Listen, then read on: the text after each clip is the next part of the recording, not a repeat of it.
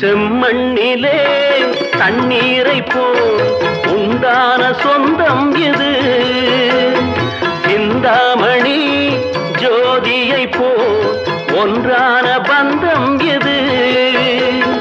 தங்கை அல்ல தங்கை அல்ல தாயானவள், கோடி பாடல் நான் பாட பொருளானாள். ஒரு தங்க ரதத்தில் பொன் மஞ்சள் நிலவு, ஒரு தங்க ரதத்தில் பொன் மஞ்சள் நிலவு.